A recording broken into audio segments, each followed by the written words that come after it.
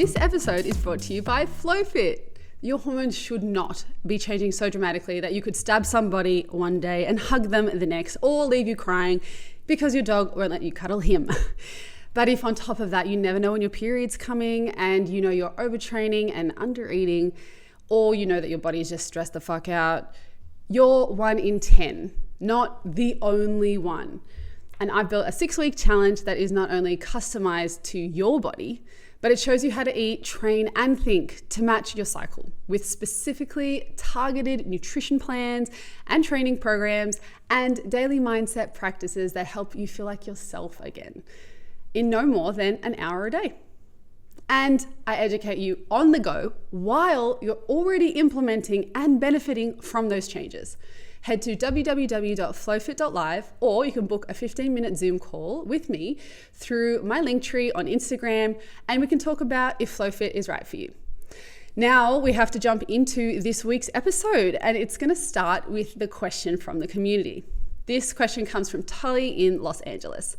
Hey Dee, I'm actually transitioning off the pill at the moment. A friend told me to check your page out, but I'm just sick of having acne at 25 and taking fake hormones. Do you have any advice? First of all, Tully, I feel you. I was 25 with acne and so sick of taking fake hormones. I was probably more like 23, but I just intuitively knew that it wasn't right for my body.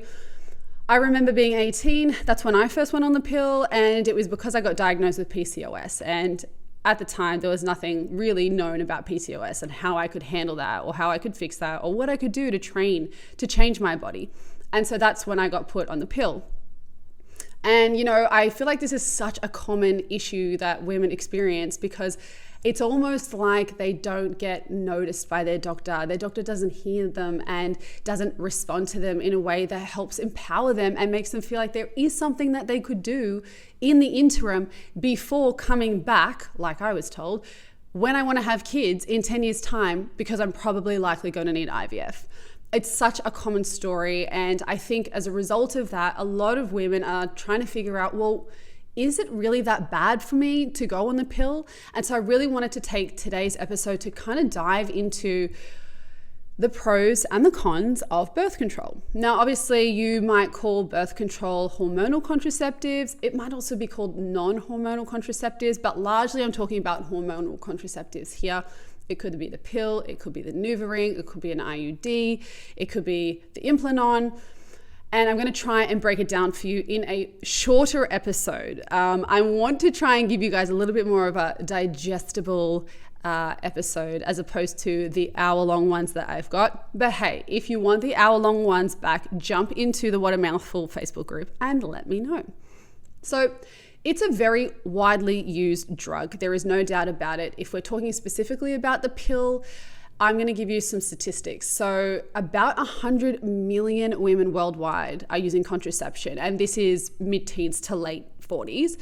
In Australia specifically, over 200,000 women are using the pill, and that's from the government website in Australia. On the CDC website in America, about 10 million are using the pill, and about 7 million are also using long-active reversible contraceptives. And so what's the problem here, okay? What's the problem? The problem is that we're using a contraceptive drug for something it was not intended for. So how many women do you know, and this is probably you yourself, who went on the pill to manage their symptoms, right? Interestingly, it's a contraceptive drug, so it's actually made for preventing pregnancy, and it's being used as a drug that it was never intended for. And so this is kind of the thing that sort of frustrates me. I feel like it's just a lazy response from healthcare providers. I feel like there is more that they could do, and if they don't have the tools, I feel like they should be handing you off and referring you to people who they know and trust in like the nutrition industry, lifestyle, diet management, and all those kinds of things. So I just feel like it's lazy, and even at best, for the thing that it's intended to do with typical use, it's only 91% effective anyway. Now, I don't want to poo-poo on the pill, okay? I don't want to do that because I definitely recognize that there are some pros. So let's go through the pros. They include that they can reduce painful periods. There's no doubt about that. can, okay, can. Just hold that thought. And heavy periods too. They can also improve acne, again, can. They can improve headaches. And then if we also zoom out, we have that individual level, obviously, of that sort of symptom reversal.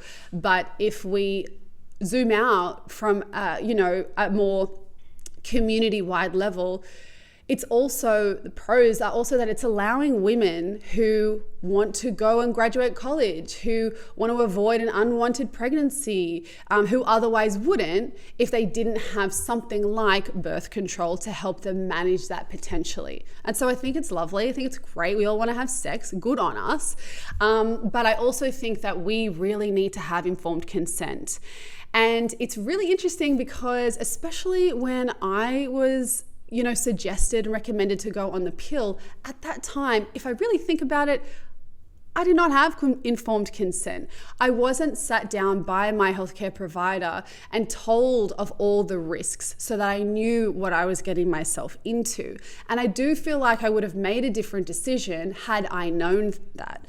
So I feel like it's important for us to know, first of all, what's actually happening in our body with those drugs, because they are drugs, to know that there are some risks involved. Like any drug, there are risks involved, which is totally fine. But again, we should be more aware of, as the evolution and the medical science and the literature starts to change, what actually are those risks, and are they changing in terms of the statistics and the percentages? And the answer is yes, they are changing. And so things that we normally used to be scared of with the pill, say for example, so this is the cons list now. We used to be worried that it was going to create heart attacks and blood clots.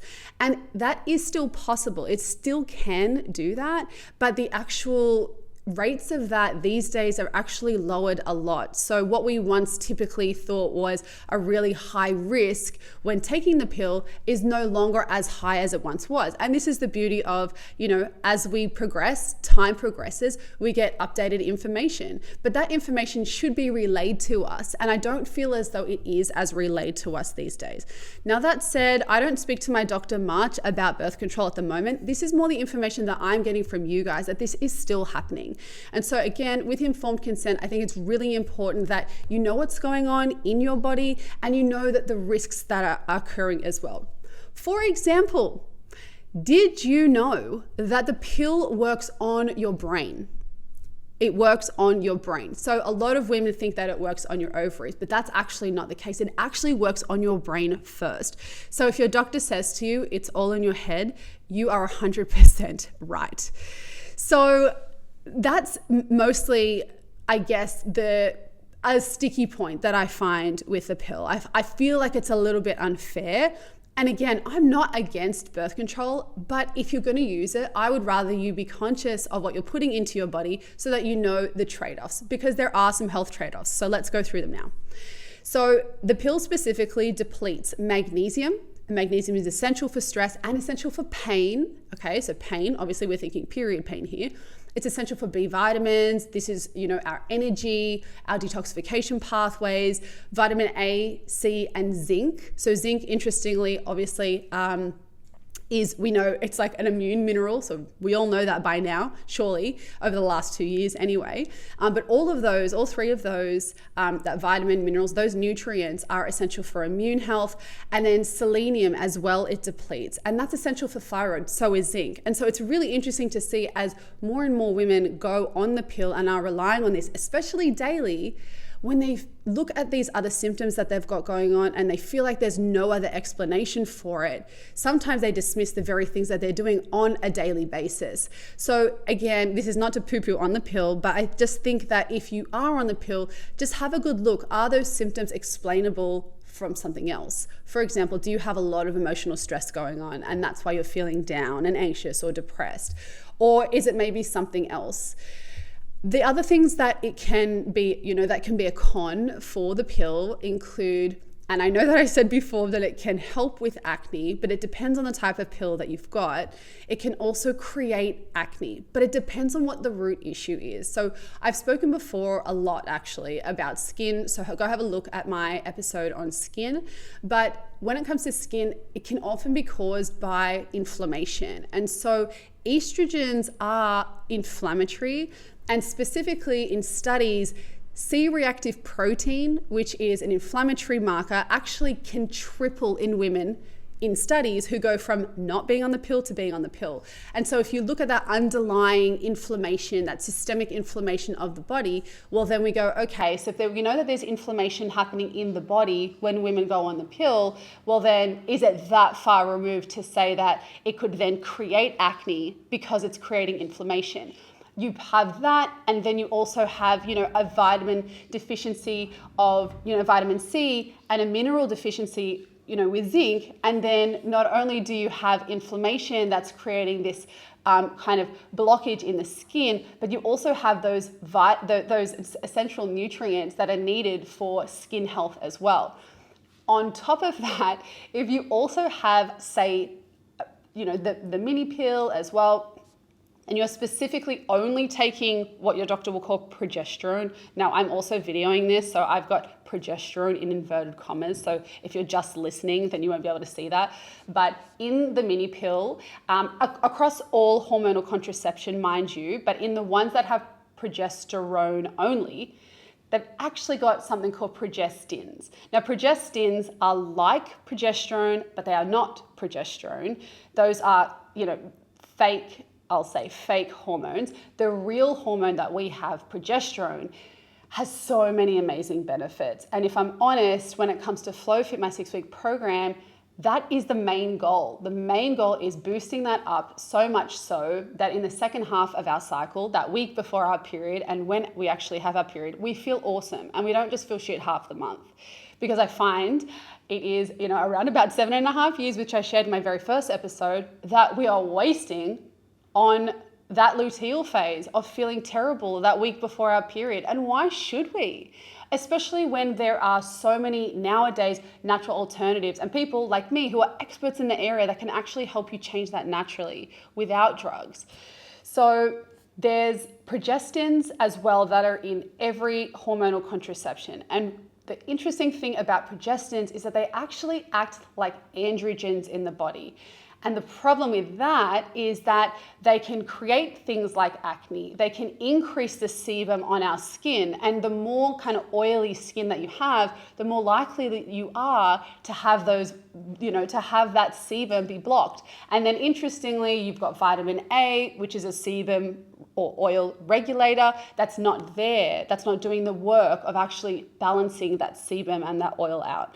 So Talia, I hope that kind of answers your question there, because there is a lot of indirect ways that the pill specifically and fake hormones in general, or any contraceptive drugs or any birth control, can have that ability to create acne for you.